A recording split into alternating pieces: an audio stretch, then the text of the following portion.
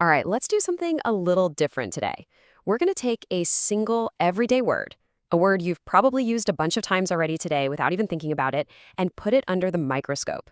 Because what if I told you that the simplest words, the ones we totally take for granted, are actually hiding some of the most fascinating stories about how we connect as people? It really makes you wonder, right? What is it that gives a word its power? Is it that it's complicated or rare or has a fancy definition? Or is it something else entirely? Well, let's dig in and see if we can figure it out just by looking at one simple example. And that word is happy. I know, I know. It looks so simple, doesn't it? But trust me on this, you're going to want to stick around. Because this familiar little adjective was chosen for a very specific and honestly a surprisingly important purpose that kind of changes how you think about language itself.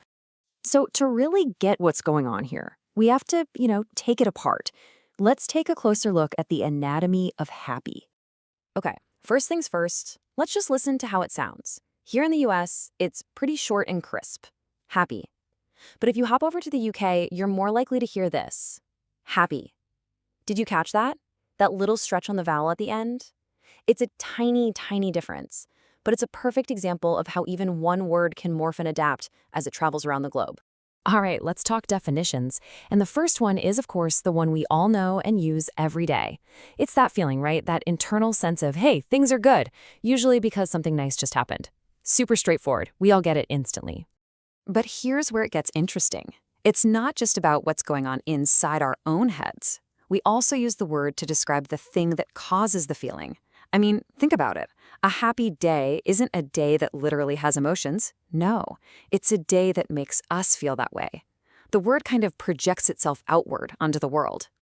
And that leads perfectly into this third meaning, which is a little less common but still really cool. Here, happy is basically a synonym for lucky or fortunate. A happy chance meeting? That's a fortunate coincidence. See how it connects that feeling of happiness all the way back to the simple idea of just plain good luck? And check out how the word itself can be built upon. Grammatically, it's super flexible. You can be happy, sure, but then someone else can be happier, and one person in the group might just be the happiest. So it's not just an on or off switch. It suggests happiness as a scale, something we can actually measure and compare. And of course, happy doesn't just float around by itself. It lives in this whole neighborhood of feelings. On one side of the street, you've got its buddies, like joyful and content, and on the other side, you've got the total opposites, sad, miserable. Happy is kind of our main go-to, right there in the heart of that positive emotional landscape.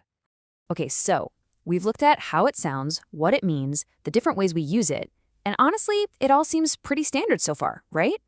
But the single most fascinating thing about this word has been hiding in plain sight this whole time. And here it is. Happy is on the Basic English 850 list. I know what you're probably thinking. The what list? What on earth is that? Well, it means happy is basically in a VIP club, a very, very exclusive club with only 850 members, to be exact. So what does that actually mean for our simple little word? It means it's not on that list by accident. It's not just a common word, it's a necessary word.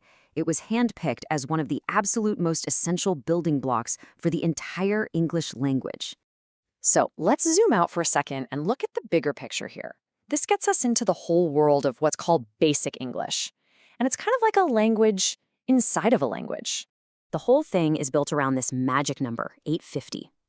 The theory was, and it's a pretty wild one, that with just these 850 carefully chosen words, a person could communicate almost any complex idea. It was designed to be a universal toolkit for getting your point across, no matter where you were from. I mean, the goal itself was huge, it was really ambitious, and kind of beautiful when you think about it.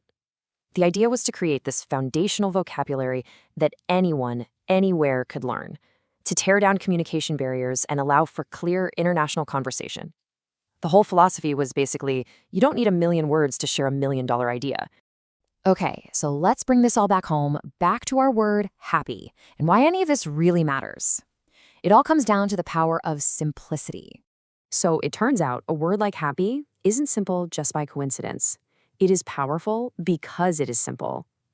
It was deliberately chosen as a fundamental tool, one of the key instruments for expressing a core human experience. It's one of only 850 pillars holding up our ability to connect with each other all around the world. And that kind of leaves us with one last thing to think about. I mean, it really gets you thinking, doesn't it?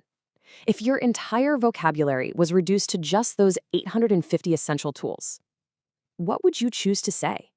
What ideas would be the most important to share?